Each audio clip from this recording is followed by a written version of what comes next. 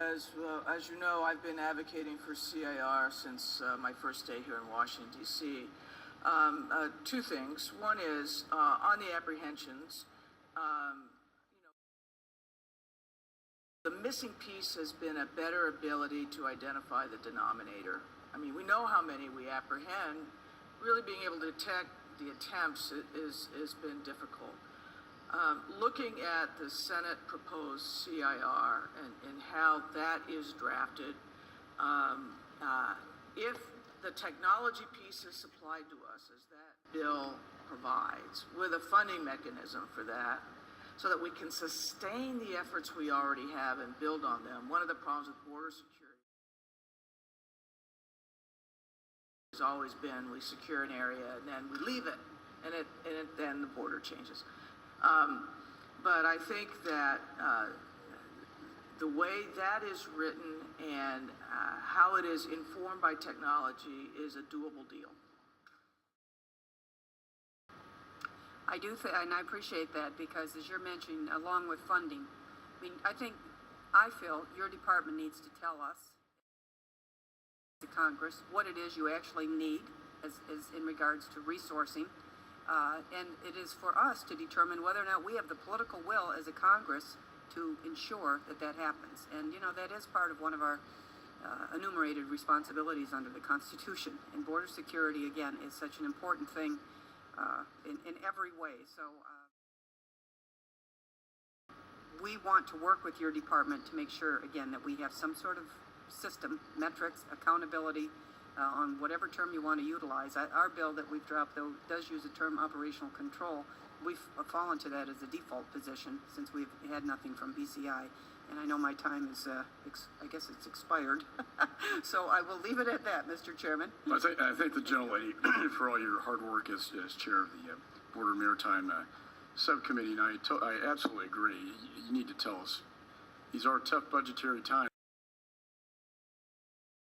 we can authorize, and it's important we get this done right. And so with that, I now recognize the gentleman, Mr. Payne from New Jersey. Thank you, Mr. Chairman. Secretary Napolitano, thank you for your service to this nation over the past 5 years. I know it's been a difficult journey, but we appreciate everything you do every single day. And it's really been good to see you in the last 2 weeks, 3 times. So you are keeping us abreast of what's going on.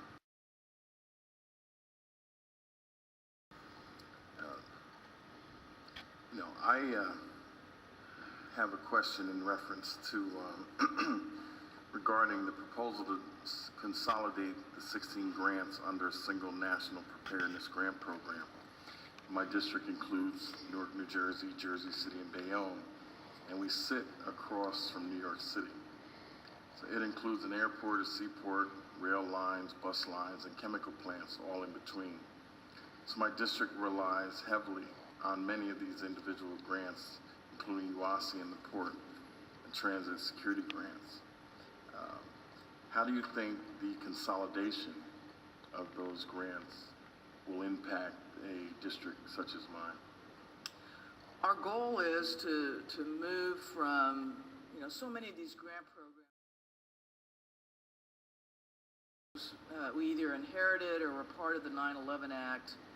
And as we can see from response capabilities that happened after Sandy, now after Boston and so forth, we've built a fair amount of capacity and resilience around the country.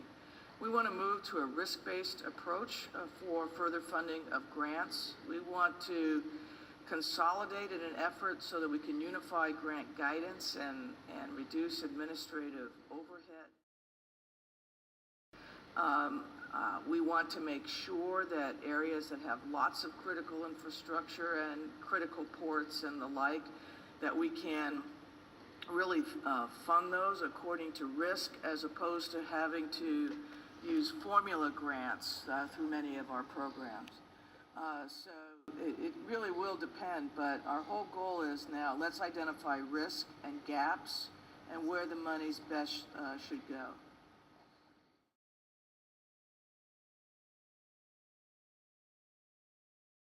You know, in the past, as my time winds down, you know, I have several chemical facilities in my district that could experience the same thing that we've seen in West Texas. So from what I understand, FEMA is monitoring the situation and prepared to assist the state and local authorities if needed. Is DHS personnel on the scene in Texas? Physically on the scene, they will be if requested. And how are they prepared to assist?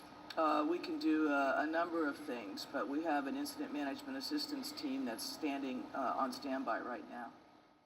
And Thank you. I'll yield that.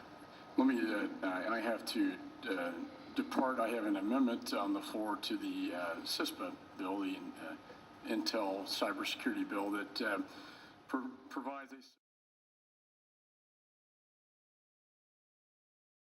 civilian interface to the private sector for threat information, that being the primary interface to the Department of Homeland Security, which I think is the right way to go with cybersecurity, and also with the robust Office of Privacy and Civil Liberties that we have within your department. I believe that's the best way to protect the privacy of the American people. And so I